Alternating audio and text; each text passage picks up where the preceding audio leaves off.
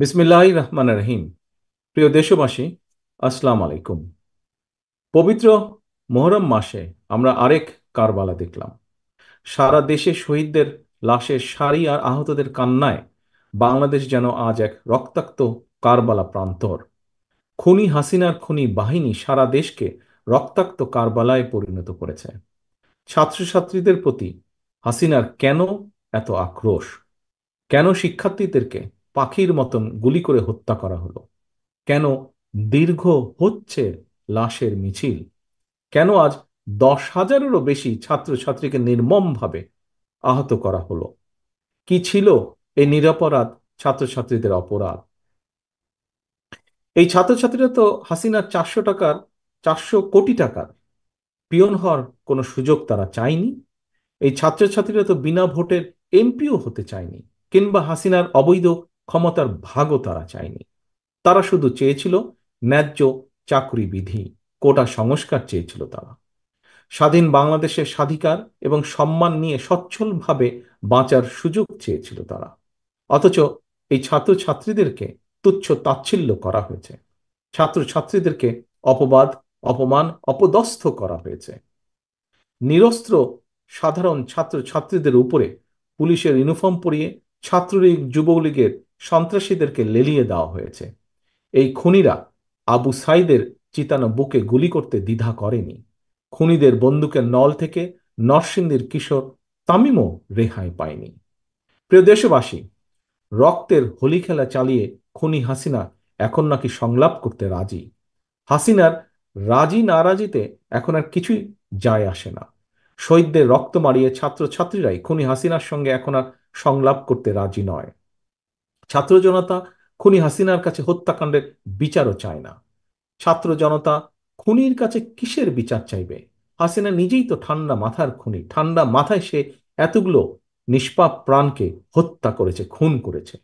শহীদদের রক্তের দাবি মেটাতে বরং এই মুহূর্তেই দফা একটাই, একটাই দাবি, দফা এক, দাবি এক, খুনি হাসিনার পদত্যাগ।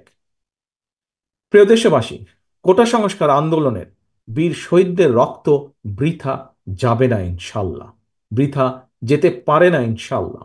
বৃথা যেতে আমরা দেব না ইনশাল্লাহ। দেশ এখন সম্পূর্ণ দুই ভাগে বিভক্ত। একদিকে ছাত্রছাত্রী, কৃষক, শ্রমিক, পেশাজীবী সহ অধিকারহারা গণতান্ত্রিকামী জনগণ। অন্যদিকে হাসিনা আর তার অলিগার্ক। সুতরাং একজন মুক্তিযোদ্ধার সন্তান হিসাবে, একজন সামরিক কর্মকর্তার সন্তান হিসাবে আমি সেনাবাহিনী এবং বিজেপি উদ্দেশ্যে একটি কথা বলতে চাই। দেশের আপামর জনসাধারণ কিংবা আন্দোলনকারী ছাত্রছাত্রীরা আপনাদের শত্রু নয়, বরং অরক্ষিত সীমান্তে আপনাদের শত্রু রয়েছে।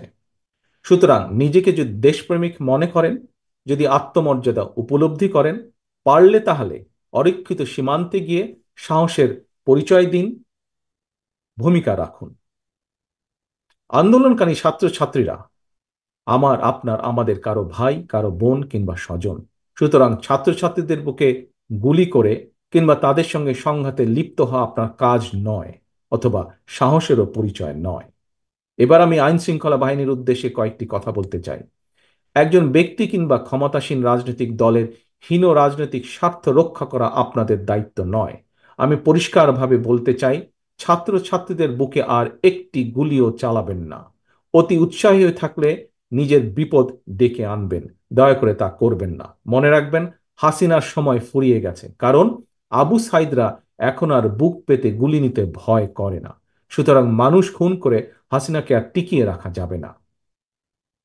সারা দেশে ছাত্রছাত্রী, শিক্ষার্থী, প্রিয় ভাই ও বোনেরা, 52, 71 কিংবা 90 প্রতিবারই বিজয়ের ইতিহাস রচনা করতে তরুণ যুবক ছাত্রছাত্রীরাই রাজপথে সামনের কাতারে থেকে নেতৃত্ব দিয়েছে। চলমান আন্দোলনেও ছাত্রছাত্রীরা বীরের ভূমিকা পালন করে চলেছে। বুকের তাজা রক্ত দিয়ে গড়তে চলেছে বিজয়ের নতুন ইতিহাস। সময়ের সাহসী সন্তান শিক্ষার্থীদের বুক চিতানো প্রতিরোধের মুখে খুনি হাসিনা জনগণের কাছে আত্মসমর্পণের দ্বার প্রান্তে। এখন শুধু সময়ের অপেক্ষা মাত্র। চলমান আন্দোলনে বীর শহীদদের রক্ত আর ছাত্রছাত্রীদের সীমাহীন সাহস, ত্যাগ, তিতিক্ষার পথ ধরেই তাই শুধুমাত্র কোটা সংস্কারই নয়, অচিরেই বাংলাদেশের মানুষের কাঙ্ক্ষিত রাষ্ট্র সংস্কারের পথও রচিত হতে যাচ্ছে ইনশাল্লাহ। সম্মানিত প্রিয় অভিভাবক বৃন্দ, গত দুদিনে এ পর্যন্ত সারা দেশে প্রায় অর্ধশত ছাত্রছাত্রী শহীদ হয়েছেন। আমি মহান আল্লাহর দরবারে শহীদদের আত্মার মাগফিরাত কামনা করছি। এবার আর কেবল শোক প্রকাশ নয়, শোককে শক্তিতে রূপান্তর করে শহীদদের রক্তের বদলা নেওয়ার এখনই শ্রেষ্ঠ সময়। আপনি কি শহীদদের রক্তের বদলা নিতে চান না? একজন অভিভাবক হিসাবে আপনি কি আপনার ভাই বোন সন্তান স্বজনের নির্মম হত্যার বিরুদ্ধে প্রতিরোধ গড়ে তুলতে চান না? তাহলে কিশোর ফারহানের মায়ের আহ্বানে সাড়া দিন, রাজপথের দখল নিন। ধানমন্ডির কিশোর ফারহানের বয়স মাত্র 17 বছর ছিল। নরসিংদীর তামিমের বয়স ছিল মাত্র 15। অথচ এই শিশু কিশোররাও হাসিনার খনি বাহিনীর হাত থেকে বাঁচতে পারে নাই। হাসিনা ক্ষমতায় থাকলে নারী পুরুষ শিশু কিশোর কেউ নিরাপদ নয়। খুনি হাসিনার বন্দুকের ভয় চুপ করে থাকলে আমাদের ভাই বোন সন্তান স্বজনদের নিরাপদ ভবিষ্যৎ নিশ্চিত করা যাবে না। তাই সন্তানের একজন পিতা হিসাবে সম্মানিত সকল বাংলাদেশের সকল অভিভাবকের কাছে আমার বিনীত আহ্বান, আপনারা রাজপথে নেমে আসুন। ভাই বোন সন্তান স্বজনদের আন্দোলনের পাশে এসে দাঁড়ান, তাদেরকে সহযোগিতা করুন, সাহস দিন। প্রিয় দেশবাসী, খনি হাসিনার ক্ষমতার লোভের কারণে বর্তমানে গার্মেন্টস কর্মী থেকে শুরু করে নোবেল বিজয়ী প্রত্যেকটি শ্রেণী পেশার মানুষ লাঞ্ছিত, অপমানিত, অধিকার বঞ্চিত। এখন আর বসে থাকার সময় নয়। আপনি শিক্ষক, আপনার দাবি আদায়ের জন্য আপনাকে ছাত্রলীগের হেলমেট বাহিনীর সঙ্গে হয়তোবা আপোস করতে হচ্ছে। শিক্ষকের সম্মান ফিরে পেতে চাইলে রাজপথে নেমে আসুন। আপনি হয়তো একজন পেশাজীবী, আপনি অধিকার বঞ্চিত, লুটেরা দুর্নীতিবাদ চক্র আপনার প্রাপ্য অধিকার কেড়ে নিয়েছে। আসুন, রাজপথে নেমে আসুন, অধিকার আদায়ের সংগ্রামে যোগ দিন, স্লোগান তুলুন। ফেরত চাইলে অধিকার, রুখতে হবে দখলদার। ফয়সালা নয় আদালত, ফয়সালা নয় আদালতে, ফয়সালা হবে রাজপথে। ইনশাল্লাহ সেদিন বেশি দূরে নয়, যেদিন বাংলাদেশ থেকে এই খুনি চক্রকে বাংলাদেশের আপামর ছাত্র ছাত্রীরা বিদেয় করে ঘরে ফিরবে ইনশাল্লাহ। আল্লাহ হাফেজ। বাংলাদেশ জিন্দাবাদ। বাংলাদেশ জাতীয়তাবাদী দল জিন্দাবাদ।